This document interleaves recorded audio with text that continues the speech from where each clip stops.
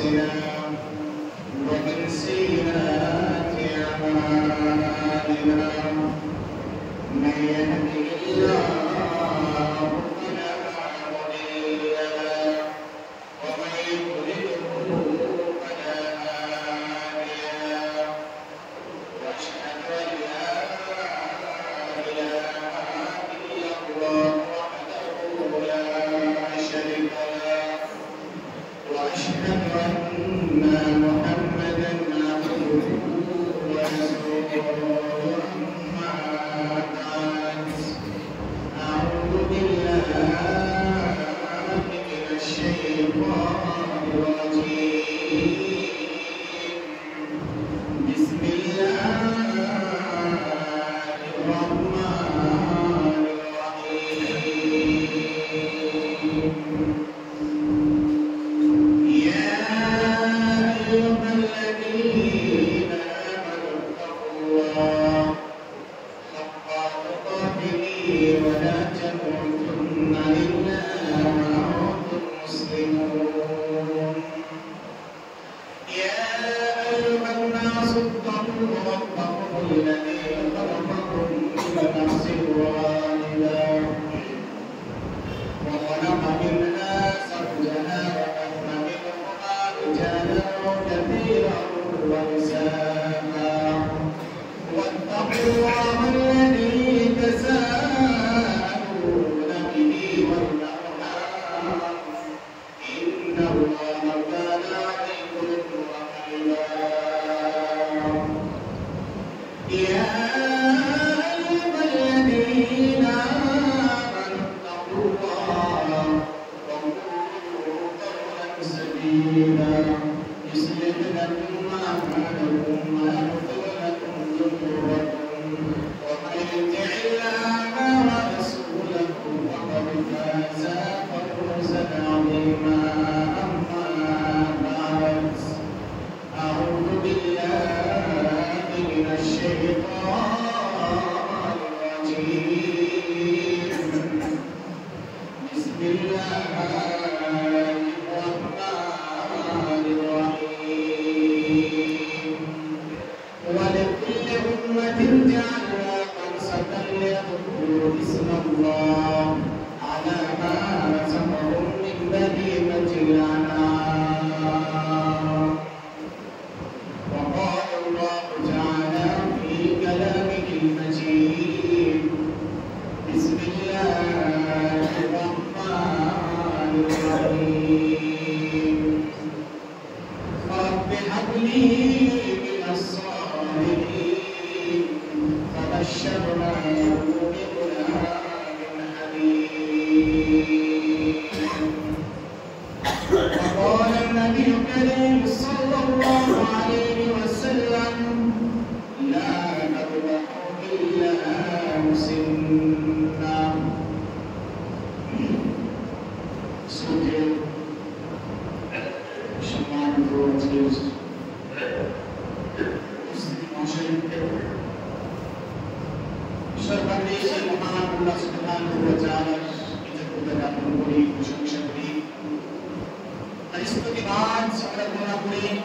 যিনি আমাদেরকে তার অশেষ তৌফিকে আজকে আমাদেরকে এই মসজিদে আসার এবং সুন্নাত নামাজ পড়ার পরে কিছুক্ষণ বসার পথ দান করেছেন তাই অর্থ তুলে বলুন আলহামদুলিল্লাহ। তারপর আমার শেষ নবী মানব করে শেষ মানব রাবুল করে সেরা বলে জানাবে মুহাম্মদ রাসূলুল্লাহ সাল্লাল্লাহু আলাইহি ওয়াসাল্লাম শত শত শত সালাম মুস্তফা আল্লাহুম্মা সাল্লি আলাইহি ওয়া সাল্লিম আলাইহি তাকবীর। আজকের জামাতে মুসলিম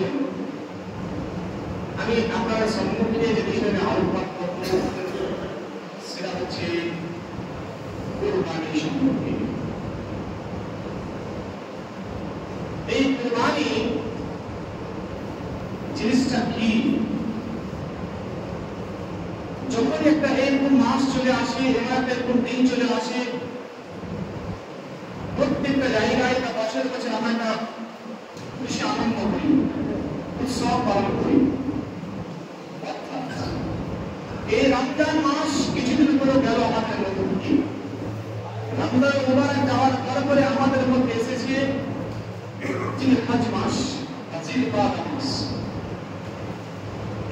রমজান মাস প্রত্যেকটা মানুষের জন্যই ছিল, কিন্তু এই যে হজ মাসটা এমন একটি মাস যেই মাসটা একমাত্র হাজিদের জন্যই বেশি পালন করতে হয়।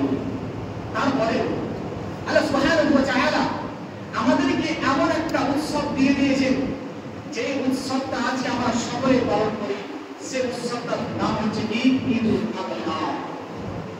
আসুন, যখন এমন একটা সময় চলে আসে, ঈদুল আযহার একটা যখন মৌসুম চলে আসে, আমরা মনে করি আমাদের আনন্দ আসছে যে আমরা মাংস খাবো। জি না, ঈদ যখন আসে, ঈদুল আযহা যখন আসে, তখন আপনাকে একটা ওই কঠিন ঘটনা আপনাকে স্মরণ করিয়ে দেই। তখন আপনার ঈদুল আযহা আছে, সেই সময় আপনাকে আল্লাহ সুবহানাহু ওয়া তাআলা ত্যাগ স্বীকার করার একটা পথ আপনাকে শিখিয়ে দেয়। আসুন, আজকে আল্লাহ সুবহানাহু ওয়া তাআলা কোরআনে বলেছেন, কি বলেছেন? যে এই যে কুরবানি, এই বিধানটা কি এবং এই কুরবান শব্দটা এসেছে কোথা থেকে, কথাগুলো বুঝবেন। তারপরে আমার দ্বিতীয় খুতবার পরে আমার একটা বিষয় থাকবে, কথাটা বলে দিচ্ছি, আপনারা তখন শুনবেন। কি যে প্রশ্ন থাকবে, কতগুলো উত্তর থাকবে। ঋণ করে কুরবানি দেওয়া যাবে কি যাবে না?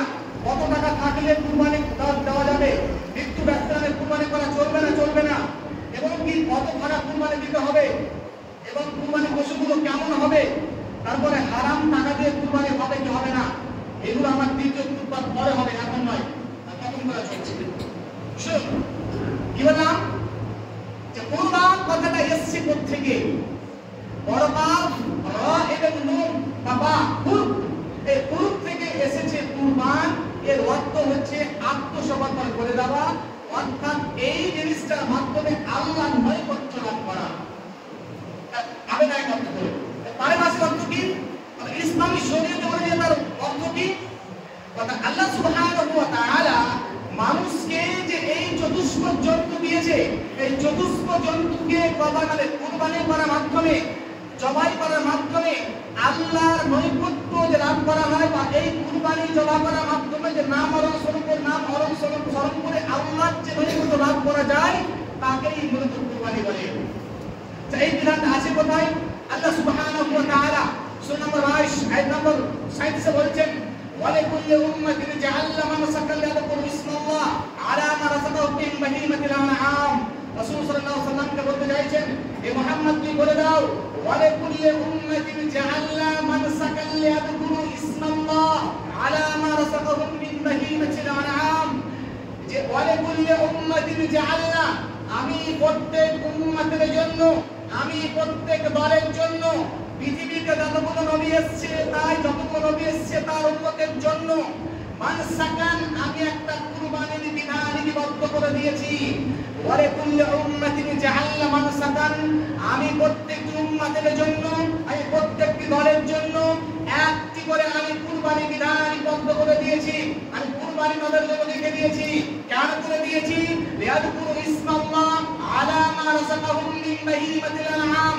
আমি তাদেরকে চতুষ্পদ জন্তু যে খাবার রূপে দিয়েছি, আমি তাদেরকে চতুষ্পদ জন্তু যে খাবার রূপে দিয়েছি, সেই খাবার রূপে জিনিসটা যখন জবাই করবে, তখন আল্লাহর নাম যাতে করে নিতে পারে, সেই আল্লাহকে ইলাহুকুম ইলাহুম ওয়াহিদ, যে একমাত্র তোমাদের প্রতিপালক ছাড়া আর কোনো প্রতিপালক নেই। আলাহু আসলিমু, এবং এই কুরবানির মধ্যে তোমরা সকলেই আত্মসমর্পণ করো, তোমরা সকলেই নিমন্ত্রিত হয়ে যাও, তোমরা সকলেই আল্লাহর বিধানকে মেনে নাও। আর কি বলছে? মুবাশশিরিন মুমিনিন, এবং যারা নরম, যারা নম্র, যারা ভদ্র, তারা এই নম্র আকারে এই কুরবানিটা চতুষ্পদ জন্তু জমা করলো, আল্লাহর নাম বিধান করলো। আল্লাহ বলেন তাদের জন্য খুশখবরি দিয়ে দাও। যে খুশখবরি কি? সেটা হচ্ছে জান্নাত। মানে বলেন আল্লাহ সুবহানাহু ওয়া তাআলা কোরআনে বললেন যে আমি প্রত্যেক উম্মতের জন্য একটি করে কুরবানিকে ফরজ করে দেব, বন্ধ করে দিয়েছি, তারা কুরবানি দেবে। কেন দেবে? আমি যে তাদেরকে চতুষ্পদ জন্তু দিয়েছি, অর্থাৎ যেই জন্তুগুলো আমার জন্য খাবার বর্জ্য করেছেন, অর্থাৎ যেমন আছে ছোট জন্মের মধ্যে 3টি, বড় জন্মের মধ্যে 3টি, উট, গরু, মহিষ। উট, গরু, মহিষ এটি বড় জন্তুর মধ্যে পড়ে। আর ছোট জন্তু কি? খাসি, ভেড়া এবং দুম্বা। এই 3-6টি, এই 3-6টি বাদ দিয়ে অন্য কোনো জিনিস আপনি কুরবানি দিতে পারেন না। তবে আমরা বড় দিন এবং ছোট দিনের মধ্যে আপনাকে কুরবানি সীমাবদ্ধ করা হয়েছে। এই ছয়টির মধ্যে দিতে হবে। আর এই ছয়টি জিনিস আল্লাহ সুবহানাহু ওয়া তাআলা মা রাযাকাহুম মিন বাহিমাতিল আনআম, আমাদেরকে এইটাই হালাল করা হয়েছে, তোমাদেরকে গৃহপালিত এই পশুর মধ্য দিয়ে তোমরা জবাইয়ের মাধ্যমে আল্লাহর নাম অনুসরণ করবে, অবশ্যই মুত্তাকিন এবং তাদের জন্য আল্লাহ তাআলা জান্নাতের খুশখবর দিয়ে দিয়েছেন। আসুন এই বিধানটা আসলো কোত্থেকে, এই প্রমাণে আসলো কোত্থেকে, তাই ইতিহাস আপনাকে একটু বলি। কেমন যে ইব্রাহিম আলাইহিস সালাম যেই ঘরে জন্ম নিচ্ছেন সেই ঘর হচ্ছে কাট্টার মুশরিক। ইব্রাহিম আলাইহিস সালাম যে ঘরে জন্ম নিচ্ছেন তার বাবা হচ্ছে মুশরিক, মূর্তিকে তৈরি করে এবং বিক্রি করে, ক্রয় বিক্রয় করে। তার বাবার ঘরে জন্ম নিচ্ছেন ইব্রাহিম আলাইহিস সালাম। যখন ইব্রাহিম সালাম জন্মগ্রহণ করলেন, তাকে নবী করে পাঠালেন, সেই সময়ে আল্লাহ সুবহানাহু ওয়া তাআলা সেই ইব্রাহিমকে কোনো বাচ্চা ছেলে মেয়ে দেয়নি। এই হযরত ইব্রাহিম এবং হযরত সারা সালাতু সালাম দোয়া করতে করতে করতে করতে 90 বছর চলে গেল। কি বললাম? হযরত ইব্রাহিম এবং সারা এবং হাজরা দোয়া করতে করতে করতে করতে 90 বছর ক্রস করে গেছে। ওয়াক্ত ইব্রাহিম সালামের চুল পেকে গেছে, দাড়ি পেকে গেছে, দাঁতগুলো খুশক হয়ে গেছে, দাঁতগুলো উল্টে পড়ে যাচ্ছে। এবং হযরত হাজরা সালাতু সালাম ইনি পুত্র হয়ে গেছেন, ইনি একবারে বুড়ি হয়ে গেছেন, ইনি একবারে বন্ধ হয়ে গেছেন, বাচ্চা কাচ্চা হবে না। সেই সময় দোয়া করতে করতে আল্লাহ দোয়া করেছেন, রব্বি হাবলি মিনাস সালিহিন, ইয়া রাব্বাল আলামিন, আমাদেরকে একটা নেক সন্তান দান করেন, সৎশীল সন্তান দান করেন। এই দোয়া করতে করতে 90 বছর খরচ করার পরে আল্লাহ সুবহানাহু ওয়া তাআলা আকাশ থেকে একটা কথা বানালেন, ফাবাশশারনাহু বিগুলামিন হালিম। ইব্রাহিম এবং হাজরা, তোমরা যে আমাকে দোয়া করতে করতে বলছিলে, দোয়া করতে করতে 90 বছর খরচ করে যাওয়ার পর আমি তোমাদেরকে একটা সুসন্তান দান করব। ফাবাশশারনাহু বিগুলামিন হালিম, মানে আমি তোমাদের একটা ধৈর্যশীল কথা ছেলে একটা সুসংবাদ দিলাম। সেই সময় হাজরা বলছে, আরে তুমি এমন কি কাজ করে দিলে, আমি তো আজকে বন্ধ হয়ে গেছি, আমার তো আর কে বাচ্চা হবে, বাচ্চা লালন ক্ষমতা নেই, শক্তি নেই। এই সময় হযরত ইব্রাহিম বলছে, আল্লাহ আমার তো চুল পেকে গেছে, দাড়ি পেকে গেছে, আমার তো আর লালন কিভাবে খাটিয়ে মেরে খাওয়াবো, এটা আমার চিন্তা ভাবনা বাইরে আসছে। আল্লাহ বলছে যে আমি দেখে দেবো, তুই খাইছে লালন কোন না দেখি। এবার শুনেন, সেই হযরত ইব্রাহিম সালাম সেই বাচ্চাকে মানুষ করতে লাগলেন এবং একটা অর্ডার হয়ে গেল আকাশ থেকে, ইব্রাহিম আজকে তুমি যে 90 বছর ধরে যে ছেলেকে তুমি চেয়েছিলে, আজ 90 বছর দোয়া করে যে তুমি ছেলে একটা সন্তান চেয়েছিলে, আজ তোমাকে দিলাম ঠিক, তারপর তুমি ছেলেকে তুমি ভক্ষণ করতে পারবে না, সেই ছেলে তুমি লালন পালন করতে পারবে না। করবে কি? এই ছেলে তুমি সিরিয়া থেকে ইরাক থেকে তুমি রেখে এসো কোথায়? ওই মক্কা নগরীতে বাইতুল মুকাররমের কাছে, তথা কাবা শরীফের কাছে তুমি রেখে এসো। দেখেন, যেই ছেলে একটা পাওয়ার জন্য 90 বছর ধরে কেঁদেছে, যে একটা ছেলের জন্য 90 বছর ধরে কেঁদেছে, সেই ছেলেটাকে যদি পেয়েছে রাখতে বললেন কোথায়? সেখান থেকে 300-500 কিলোমিটার, 1000 কিলোমিটার দূরে ছেলে কোথায়? বাইতুল মুকাররম মক্কা নগরীতে। দেখেন, সেখানে কোনো ছেলে নেই, কোনো গাছপালা নেই, কোনো পশু পক্ষী নেই, একমাত্র হাজরা এবং হযরত ইসমাঈল ইসলাম রেখে আসছেন। সেই সময়তে ইসমাঈলের কাছ থেকে 2 থেকে 3 বছর রেখে চলে আসছেন, কোনো কথা বলছেন না। আল্লাহ অর্ডার করেছে, ইব্রাহিম নিয়ে চললেন হাজরাকে এবং ইসমাঈল সালামকে মক্কা নগরীতে রেখে দিচ্ছেন, কাবা করে হেরে দিবে। সেখানে রেখে দেওয়ার পরে তিনি কোনো কথা বলেন না, এমনি হেরে চলে যাচ্ছেন। সেই সময়তে হযরত হাজরা বলছেন, ইব্রাহিম আমার স্বামী, আপনি কেন রেখে যাচ্ছেন যেখানে কোনো গাছপালা নেই, যেখানে কোনো খাবার নেই, যেখানে কোনো জল নেই, কিছু নেই, আমি এখানে খাবো কি? সেই সময়তে বলছে হাজরা বলছে, আপনাকে কি আল্লাহ এটা অর্ডার করেছে না করেনি? একমাত্র ইব্রাহিম সাহেব একটা কথা বলেছিলেন, নাম, আর এটা নাম বলেছিলেন, এস আমাকে এটা অর্ডার করা হয়েছে, তোমাকে রেখে যেতে হয়েছে। তখন এই কথা বললেন। সেই সময় ইব্রাহিম চলে যাচ্ছেন, তবুও চলেছে ইব্রাহিম সালাম, তার এত ছেলে তিনি সহ্য করতে পারছেন না। আমি যে 90 বছর ধরে যাওয়ার পরে ছেলেটাকে পেয়েছি, আমি রেখে যাবো কিভাবে, সে খাবে কি? সেই সময় দোয়া করছেন, চলে যাচ্ছেন। কিছুক্ষণ হাজতে এই একটা পাহাড় আছে, সানা পাহাড়, সেখানে দোয়া করছেন, আল্লাহ তোমাকে অর্ডার করলে আমি তাকে খাওয়াবো কি, সে কি খাবে? সে সময় আল্লাহ বলে তুমি চলে যাও সেখান থেকে। যখন এই 3 বছর থেকে 4 বছর থাকার পরে এবার একদিন আমরা জমজম আমরা ঘটনা শুনেছি, ওটা আমার বলার বিষয় নয়। সেই সময় যখন 7 বছর বয়স হচ্ছে, ফালাম্মা বালাগুল মা'আহুস সা'য়া, সেই সময় যখন ইব্রাহিম সালাম তখন স্বপ্ন দেখেছেন যে যখন ইসমাঈলের বয়স 7 বছর, যখন একটা ছোট্ট ছেলে 90 বছর পর একটা ছেলে পেয়েছে, যেই ছেলেটা যখন একটা 7 বছর হলো, তখন তার বাপের আঙ্গুলটা যখন চলাফেরা করতে শিখলো, সেই সময় ফালাম্মা বালাগু মা'আহু সাইয়া, এবং কি ফাকাল ইন্নী আরা ফিল মানামি আন্নী আযবাহুকা ফানজুর মাযা তারা। তার ছেলের কাছে গেলেন, সিরিয়া থেকে কোথায় কামকানা বলতে সেখানে মদিনার ময়দানে গেলেন। সেখানে গিয়ে কি বলছেন, হে আমার পুত্র, ফালাম্মা বালাগু মা'আহু সাইয়া, সেখানে যখন 7 বছর বয়সে ছিল তখন হলো হাঁটতে শিখেছে, কোনো রকম কথা বলতে শিখেছে, ছোট বাচ্চার মুখ দিয়ে কথা হাঁটতে শিখেছে। সেই সময় ইব্রাহিম চলেন সিরিয়া থেকে মক্কার বলতে, সেখানে গিয়ে বলছেন, হে আমার ছেলে, ইয়া বুনাইয়া ইন্নী আরা ফিল মানামি আন্নী আযবাহুকা ফানজুর মাযা তারা। হে আমার বৎস, হে আমার প্রিয় পুত্র, তোমাকে 90 বছর যাওয়ার পরে তোমাকে পেয়েছি। আজ আমি একটা স্বপ্ন দেখেছি বাবা। সেটা কি? যে আমি তোমাকে কোনো স্বপ্ন জবাই করছি। দেখেন 90 বছর পরে এই ছেলেকে পেয়েছে, পাওয়ার পরে স্বপ্ন দেখছে। আর ওই ছেলেকে গিয়ে বলছে, বলো আপনারা না কথা বলেন তো, যে ছেলেকে পেয়েছে এত আদরের ছেলে, আর পাওয়ার পরে যদি সেখানে গিয়ে কথা বলে, তারা বন্দর থেকে কথা বলবে না, আসবে না? দেখেন ইব্রাহিম কথাগুলো বলছেন, তার চোখ দিয়ে জল দিচ্ছে। কি? ইয়া বুনাইয়া ইন্নী আরা ফিল মানামি আন্নী আযবাহুকা ফানজুর মাযা তারা। এই 7 বছরের ছেলের কাছে পরামর্শ নিয়েছেন, হে আমার পুত্র, হে আমার বৎস, হে আমার ছেলে, আমি স্বপ্ন দেখলাম যে তোমাকে আমি জবাই করছি। দেখেন আজকে যদি আপনার কোনো ছেলেকে বলা হয়, আপনার ছেলে বোঝ পেকে গেছে, বলা হয় আপনাকে ছেলে কুরবানি করবো, আপনাকে উল্টা বলে বাবা তুমি কুরবানি করবো, বলবে না? দেখেন একটা 7 বছরের ছেলে, 7 বছরের ছেলেকে বলছে, বাবা যে আমি তোমাকে স্বপ্ন দেখেছি তোমাকে কুরবানি করবো।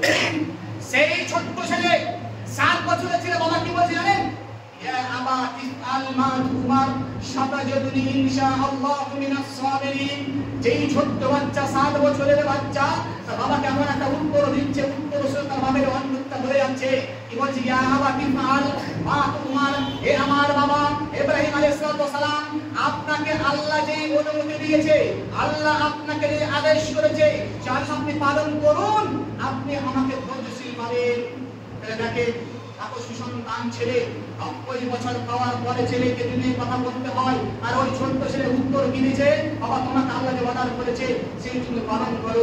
অতএব আমরা আজকে সেই কথা শুনে ইব্রাহিম সালাম ইসমাইলকে নিয়ে চললেন কোথায়? ওই মক্কা নগরীতে। মক্কা থেকে উত্তরে মিনার ময়দানে গেলেন। সেখানে গিয়ে তিনি কি বলছেন আল্লাহ তাআলা, ফালাম্মা আসলামা ওয়া তাল্লাহু লিল জাবিন। যখন বাবা এবং ছেলে ফালাম্মা আসলামা, যখন বাবা এবং ছেলে দুজনে যখন কথা সম্মত হয়ে গেল, কথা মিলে গেল, ওয়া তাল্লাহু লিল জাবিন, সেই সময় হযরত ইসমাঈল ইসলামকে মিনার ময়দানে নিয়ে চললেন। আজকে হাই সাহেবের হজ করতে গেলে যেই মিনার ময়দানে কুরবানি করা হয় 10 জিলহিজ্জাতে, সেই মাঠেই আজ পর্যন্ত ইব্রাহিমের যুগ থেকে নিয়ে আজ পর্যন্ত ওই মাঠেই কুরবানি করা হয়। সেই প্রথম কুরবানি করেছিলেন কাকে? ওই কাকে? ঈসা আলাইহিস সালামকে। ওই মাঠেই নিয়ে চললেন। যাওয়ার পরে তখন কি হলো? ওয়াতাল্লাহু লিল জাবিন। এখানে কয়েকটা ইতিহাস আছে। ইতিহাস কি? আমরা শুনতে দেখেছি যে ইব্রাহিম আলাইহিস সালাম কানে চোখে পড়তে লাগিয়ে দিলেন, এবং কি ছুরিতে অনেক সময় লোহা লাগিয়ে দিল। এটা মানে মিথ্যা তাফসীর, এখানে কথা নাই। দেখেন ফালাম্মা বালাগু ফালাম্মা আসলামা, যখন তাদের ছেলে এবং বাবা যখন একবার একমত হয়ে গেলেন, তখন ওয়াতাল্লাহু লিল জাবিন, তখন এই হযরত ইসমাঈল আলাইহিস সালামের মুখটাকে নিচে করলেন, চোখটাকে নিচে করলেন। সালাম মানে পেশানি, পেশানি মানে হচ্ছে আপনার এই যে কপালটা, বলছে তাল্লাহু, তাকে শুয়ে দিলেন। লিল জাবিন মানে আপনার এই মুখটাকে কপালটাকে নিচে করে দিয়েছে। বলুন তো চোখ আছে এখানে, আগা দিলে না পিছনে আছে? রাখলে কি হবে? চোখটাকে নিচে করে রাখলেন। কাঁদছেন কোথায়? এই ঘাড় কাঁদছেন। তাহলে বলেন চোখে সবা চোখ পড়বে? পড়বে না। ইতিহাস আসছে করতে গেল এই চোখ আলী রং ইতিহাস। সো বলছিলাম কি, যে বাবা এবং ছেলে একমত হয়ে ইসমাঈল সালামকে শুয়ে দিলেন। শুয়ে দেওয়ার পরে কুরবানি করতে শুরু করেছেন। করতে করতে করতে করতে এমন সময় কাঁদছেন ইসমাঈল সালাম, এই হুকুমটা কার? সেই সময়তে এই তারওয়ারকে, এই ছুরিকে আল্লাহ বলে দিয়েছে, এই ছুরি তুই শুনে রাখ, আমার তৈরি তুই, আমার সৃষ্টি তুই, আগুন তৈরি আমার, পানি তৈরি আমার। তারা কথা শুনে, জড়বস্ত কথা শুনে তুই কি কথা শুনবি না? কথা শুনে রাখ, তুই যেমন সৃষ্টি আমার, ইব্রাহিমের সৃষ্টি আমার, ইসমাঈলের সৃষ্টি আমার। অতএব আমি একমাত্র ইব্রাহিমকে পরীক্ষা করতে চেয়েছিলাম, অতএব যেন এই ইসমাঈলের একটা রুম পর্যন্ত না পেরে যায়, আকাশ থেকে অর্ডার হলো, চুরি চালাচ্ছেন, এবার অবস্থায় হঠাৎ করে একটা আকাশ থেকে জান্নাত থেকে দুম্বা আসলো। আসার পরে আল্লাহ তাআলা বললেন ওয়ানাদাইনা ইয়া ইব্রাহিম আদ সাদ্দাকতা রুয়া ইন্নাকা যালিকা নাসিল মুহসিনিন ওয়ানাদাইনাহু ইয়া ইব্রাহিম, ইব্রাহিম শুনে নাও, হে ইব্রাহিম তোমাকে আকাশ থেকে আওয়াজ দিচ্ছে, তুমি শুনে নাও, কি কাদ সাদ্দাকতা রুয়া, ইব্রাহিম আমি তোমাকে শুধু পরীক্ষা করতে চেয়েছিলাম, যেই 90 বছর যাওয়ার পর একটা সন্তান দিয়েছি, এত বলে দাও মায়া ভালোবাসা সন্তান হতে পারে, যে সন্তান যখন শুধু তোমাকে কুরবানি করতে চেয়েছিলাম, কুরবানি তুমি দিচ্ছ না, তোমার মায়ের ভালোবাসার বস্তু তুমি দিচ্ছ না, আজকে কাল সন্তান করে ইব্রাহিম রে তুই তো স্বপ্নকে সত্য করে রেখেছিস, আর তুই আজকে পরীক্ষায় পাস করে গেছিস। বলুন তো আজকে মুসলমানের মানুষ আপনারা কুরবানি দিবেন সামনে, আপনি যেই টাকা দিয়ে দিবেন কুরবানি কি ওই যেমন হয়েছে ইব্রাহিম সালাম 90 বছর ধরে যাওয়ার পরে ছেলেটা পেয়েছিলেন, ছেলেটা কত মায়ার হতে পারে। আপনি যে এই কুরবানি দিলেন, আপনি ওই 90 বছর ধরে ইনকামের টাকা দিয়ে কুরবানি দিচ্ছেন, হারাম টাকা দিয়ে কুরবানি দিচ্ছেন। যদি আপনি ওই অসুর বের না করে যদি ওই টাকা দিয়ে আপনি যাই দেন, কুরবানি দেন, আপনার কুরবানি হবে না। কেন?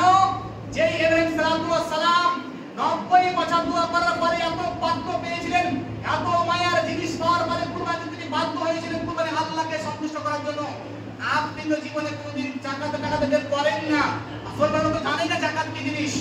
কবে মনে রাখবেন, আপনার জাকাতের টাকা যদি একটা বিন্দু পরিমাণ আপনার 2 লক্ষ টাকার পরে যদি ওই 1 টাকা থেকে যায়, মনে রাখবেন কথাটা, ভোগ করে বলছি কথাটা, যদি আপনার 100 কুইন্টাল ভুট্টা হয়েছে, আপনার 20 কুইন্টাল ভুট্টা হয়েছে, আপনি সব পৌঁছে গেছেন, মনে রাখবেন।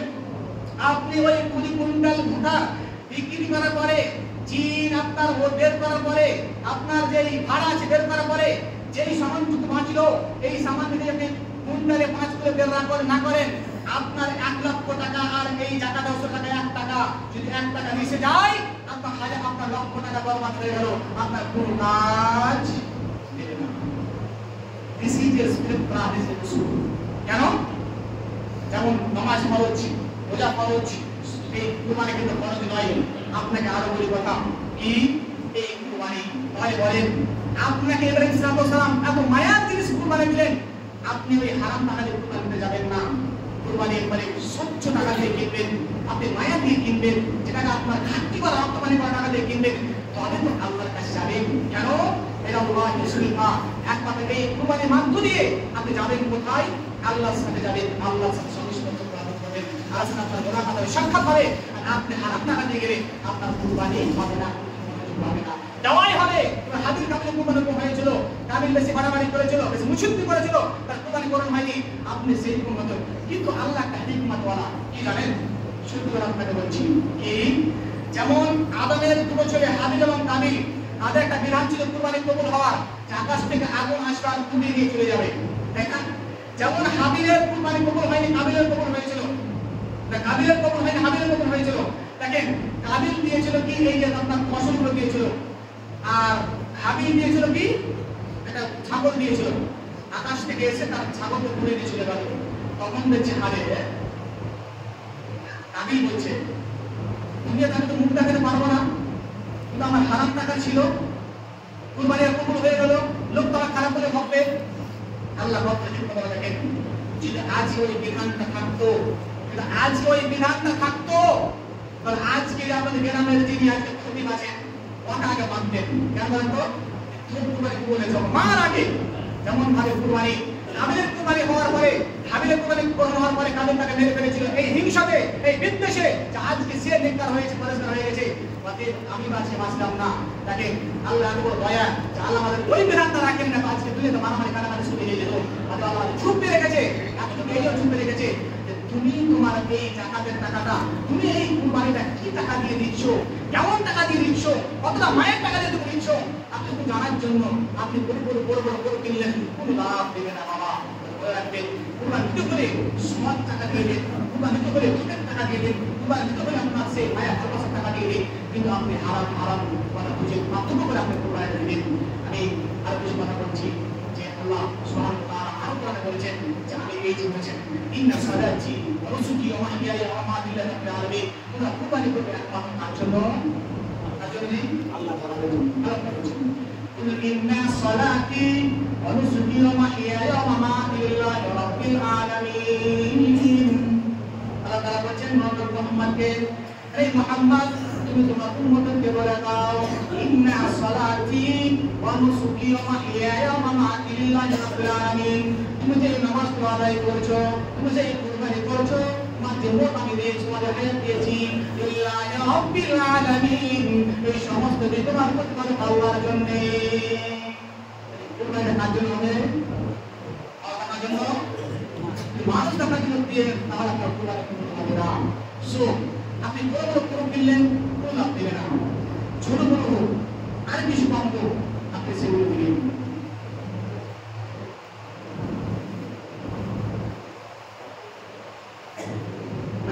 صلى على رسول الكريم أما بعد أعوذ بالله من الشيطان الرجيم بسم الله الرحمن الرحيم বলছিলাম কুরবানি তাহলে কুরবানির মধ্য দিয়ে আমরা আল্লাহর নৈকট্য লাভ করব কুরবানির মধ্য দিয়ে আমরা আল্লাহর কাছে পৌঁছাতে পারবো জান্নাত লাভ করতে পারবো কুরবানি আমাদের কেমন করতে হবে বলেছিলাম আমরা কুরবানি করতে হবে আমরা এখন আগে কুরবানি কিনে নেওয়া কিন্তু শুরু করেছি আপনি কুরবানি কোন কোন জিনিস দিয়ে দিবেন আপনি কুরবানি কেমন দিবেন আপনাকে আমি একেবারে বলে যাচ্ছি অবশ্যই হাদিস থেকে কি আপনি কুরবানি পশু দিলেন কেমন আল্লাহ পাক রাসূল সাল্লাল্লাহু আলাইহি ওয়াসাল্লাম সাহাবাদের সামনে বসে আছেন কুরবানি মৌসুম এসেছে সমাজ সে রাসূল সাল্লাল্লাহু কুরবানি দিচ্ছেন বললেন শুনো তোমাদের কুরবানি কি শুনে দাও এই চারটা যদি জন্তু থাকে এই চার প্রকার যদি পশু থাকে আর এই চার প্রকার জিনিস তার মধ্যে কোন এক পশু থাকে তোমরা কোন কুরবানি দিবে না নাম্বার 1 কি বলছেন যে আমা ফি রাসূল সাল্লাল্লাহু আলাইহি ওয়াসাল্লাম আফাকা আরবা লা তাজুসু বিল জাহায়া আল আওরাউ বাইনা আল আওরা বলছেন যে তোমাদের মধ্যে যখন তোমরা কুরবানি দিবে ওই জন্তুটাকে এই জিনিসগুলো দেখে দিবে তার মধ্যে এই গুণগুলো আছে নাই এই ত্রুটিগুলো আছে নাই যদি থাকে তাহলে তোমরা এটা তোমাদের জন্য বৈধ হবে না নাম্বার 1 কি বলছেন আল আওরাউ আল বাইয়ানু আওয়ারুহা দাঁড়াতে দেখতে পান যে তার ছোটটা কানা আছে এবারে বন্ধ হয়ে আছে ডাইরেক্ট জেনে যাচ্ছে স্পষ্ট ভাবে ওই জন্তু চলবে না দ্বিতীয় হচ্ছে কি ওয়াল মারিউস আল বায়ান মানাসুহা এমন অসুস্থ একবার সিকলা হয়ে আছে চলতে পারে না অসুস্থ হয়ে আছে কি ভুলের রোগ আর কিছু রোগ হয়ে আছে আর কিছু রোগ হয়ে আছে খারাপ অসুখ হয়ে আছে ডাইরেক্ট যদি দেখতে পারে অসুখ হয়ে আছে জামা খুলে গেছে শেষ হয়ে গেছে আপনি কুরবানি দিবেন না জেনে শুনে আপনি কুরবানি দিবেন না দুই নাম্বার 3 ওয়াল আরজাউ আল বায়ান সালামাহা নামনা লুলহা দেখবেন আপনি যে ন্যাংরা হয়ে আছে একটা কেটে আছে আর কিছু হয়ে আছে দেখবেন স্পষ্ট থাকে আর আপনি ওগুলো কুরবানি দিবেন না আর কি ওয়াল কাসরাতু আল্লাতী লা তুমদি এবং যেন তারা টুকরা হয় যেন একটু মোটা তাজা হয় একেবারে খিচখিচে দেবেন না যে তার শরীরে মাংস নেই ওরকম দিবেন না তখন তখন দিচ্ছে এত ভালো করে দিবেন এবার আসেন অন্য একটা হাদিসে এসেছে কি লা তাকবাতু ইল্লা মুসিন্না ইল্লা আইয়ুরাসা আলাইকুম কি বলছেন তোমরা যদি কুরবানি দাও এই চারটা বললাম আরেকটা করে ইয়াদ যে লা তাযবাহু ইল্লা মুসিন্না তোমরা কুরবানি করবে না যদি কুরবানি করতে হয় মুসিন্না মানে দাঁতা কুরবানি করবে কি বললাম দাঁতা কুরবানি আকিকার বিধান আলাদা কথা বলছেন আকিকার বিধান আলাদা আকিকাতে দাঁতু কানা দাঁতু এটা আপনার বললাম ভালো হয় দেন অসুবিধা নেই কিন্তু একমাত্র কুরবানিতে মুসিন্না আপনাকে 1 বছরের অথবা আপনাকে দাঁতা রাখবে অস্থির রাখবে আপনারা এবার আসুন ওখানে কেউ 1 বছর ধরেছে কেউ দাঁত ধরা মানে দাঁত ধরেছে এটা মনে করেন যদি ছাগল বা বকরি 1 বছর হয় যেতে যায় আপনার খালা 1 বছর যেতে যায় গরু 2 বছরে উট 5 বছরে মানুষ 7 বছরে দাঁত দাঁতে যায় তাদেরকে গরু যদি 2 বছর হয় অসুবিধা নেই দিতে পারে না 1 বছর হয়ে গেছে খাসি বকরি 1 বছর হয়ে গেছে দিতে পারে অসুবিধা নেই 1 বছর দিতে হাসবি এবং কি যদি উট হয় 5 বছর হয় তাহলে দিতে যায় দিতে পারেন কিন্তু যদি দাঁতা হয় বা 1 বছর পুরোপুরি যদি হয়ে যায় তাহলে আপনি কুরবানি দিবেন এবার আসুন কুরবানি তো দিবেন এবার একটা কথা আপনাদের বলেছিলাম যে কত টাকা থাকলে আপনি কুরবানি দিবেন জি আপনি গ্রামে সকাল করে বাস করছেন আপনি কি সত্যি একটা কুরবানি দেওয়ার যোগ্য রাখেন না কতটুকু থাকলে আপনি কুরবানি দিতে পারবেন আল্লাহ রাসূল বলেছেন কি বলেছেন সূরা হাদিসটা মান কানা লাহু সাআ ওয়ালা ইউযাহি ফালা ইয়াকরিবান্না মুসাল্লানা ওখানে চালু পাক রাসূল এটা কুরবানি খরচ করছেন কি মান কানা লাহু সাআ ওয়া ইউযাহি ফালা ইয়াকরিবান্না মুসাল্লানা। বলছে যেই ব্যক্তির সামর্থ্য থাকলো, যে ব্যক্তির ক্ষমতা আছে কুরবানি দেওয়ার, ওয়া ইউযাহি এবং সে ব্যক্তি কুরবানি করলো না, রাসূল বলছেন ফালা ইয়াকরিবান্না মুসাল্লানা, সেই ব্যক্তি আমার এই মুসাল্লাতে তাকে না যায়। কি বলেন? যে ব্যক্তি সামর্থ্য আছে, যে ব্যক্তি মানে অর্থ আছে, দক্ষ আছে, ক্ষমতা আছে কুরবানি দেওয়ার, তিনি যদি কুরবানি না দেয় তাহলে রাসূল বলছেন ফালা ইয়াকরিবান্না, সে ব্যক্তি যেন চোখে বলছেন যে সে আমার মুসাল্লা বাইরে আমাদের না যায়। তাই বলেন আপনার কতটুকু অর্থ থাকলে আপনি যাকাত আপনি কুরবানি দিবেন। শুনেন, যাকাতের হিসাব হচ্ছে 52.5 তোলা চাঁদি, 7.5 ভরি সোনা আছে না? 7.5 ভরি সোনার দাম এখন মোটামুটি 6 থেকে 7 লক্ষ টাকা সোনা মাত্রে। আপনি চাঁদিটা আসল পাকে আসেন, যদি কোনো মানুষের 52.5 তোলা হয়, 52.5 তোলাতে মোটামুটি ধরেন যে 2 থেকে 25-30 হাজার টাকা বিনিয়োগ করলাম। যদি কোনো মানুষের কাছে বা 50,000 ধরলাম সমর্থন করেন, যদি কারো থাকে তাহলে ওই ব্যক্তি যাকাতের খরচ হবে। এবং সেই মতো ওখান থেকে একটা বিধান নিয়ে আসেন কুরবানিতে। কি কুরবানিতে? যদি কোনো মানুষের এই সামর্থ্য থাকে, 30-40 হাজার টাকা তার কাছে থাকে, তাহলে ওই ব্যক্তি ওই টাকা দিয়ে কুরবানি দিতে পারবে। কিন্তু এখানে একটা শর্ত আছে। কি শর্ত? যে জাকাতে ছিল কি আপনাকে ওই টাকা 1 বছর অতিক্রম করতে হবে, বুঝতে হবে। কিন্তু এখানে সেটা নাই। আপনার কাছে আজকে টাকা আছে, 3 দিন টাকা থাকলে হলো, আপনি 4 দিন পর আপনি কুরবানি দিতে পারেন, সমস্যা কুরবানি দিতে পারেন। কুরবানি দিবেন আপনি, যদি আপনার 30-40 হাজার থাকে আপনি কুরবানি দেন। কিন্তু কুরবানি কিন্তু একটা কথা আপনাকে বলে দিই, একটু পরে এখানে বেরোবেন, সুখের কথা বলে দিই, ভাগাতে কুরবানি চলবে না। আপনি বলে রাখতে শুনেন, প্রশ্ন এসেছে যে ভাগাতে কুরবানি চলবে না, চলবে না। আমাদের সোলমারি গ্রামে, এটা আমার জানা মতে বলছি আপনাকে, আমাদের সোলমারি গ্রামে মুষ্টিময় 10 থেকে 12 থেকে 15 জন ছাড়া 5 থেকে 10 হাজার টাকা দিয়ে একটা করে খাসি বা বকরি কুরবানি পাবে। ইনশাআল্লাহ পারবে না? পারবে না? বলেন না জি। এখন ভাগাতে যাচ্ছি 5,000 টাকা লেগে যাচ্ছে, তো আপনি ওই ভাগাতে না গিয়ে, সন্তুতে না গিয়ে, যা আছে বৈধ আছে, ঠিক দেন না, সুন্নাতটা দিবেন না জি। আমি কি বলেছি একবার বক্তব্য দিকে, যে আপনি টাকা দিচ্ছেন ফেতরাতে, জায়েজ। সুন্নাতটা কি ছিল? খাজুর এবং চাল এবং গম ছিল। আপনি সুন্নাত পালন করবেন না, বৈধতে যাইতে যাবেন। আপনি বলেন আপনার ভাগা দেওয়া জায়েজ আছে, ঠিক আছে, ভাগা দেন, ভাগাতে সব ভাগা দেন, করবেন নেই নাকি পাবেন। সুন্নাত যদি পালন করতে পারেন, প্রত্যেকটা মানুষ আমাদের গ্রামে পারবে 7 থেকে 8 হাজার টাকা দিয়ে একটা খাসি বা বকরি কিনে আপনি করতে পারবেন। কিন্তু এটা নয়, আপনি কুরবানি মাংস খাওয়ার জন্য দেন না ভাই, আপনি কুরবানি মাংস খাওয়ার জন্য দেন না। আপনাকে আল্লাহ পরীক্ষা করছে, তোকে টাকা তো দিয়েছি, দেখি তুই কোন খাতে লাগাচ্ছিস। আমি তোকে টাকা পয়সা দিয়েছি, দেখি তুই কোন ভাবে টাকাটা ব্যয় করছিস। এবার টাকা ধার করে কুরবানি চলবে না, চলবে না। ইয়েস, টাকা ধার করে কুরবানি চলবে। কেমন? টাকাটা নিলেন, আজকে নেওয়ার পরে টাকা জানছেন টাকা হতে পারে কাল হয়ে যাবে, বা জানছেন নাহলে টাকা পাবো, তাহলে আজকে টাকা ধার করে টাকা নিয়ে আপনি করতে পারেন, কুরবানির টাকাটা আগে পরিশোধ করে কুরবানি করা যাবে। তাহলে হয়ে গেছে ক্লিয়ার। এবার আসুন যে কি বলে মৃত্যু ব্যক্তির কুরবানি দিলেন কি দিলেন না? মৃত্যু ব্যক্তিরা আমাদের গ্রামে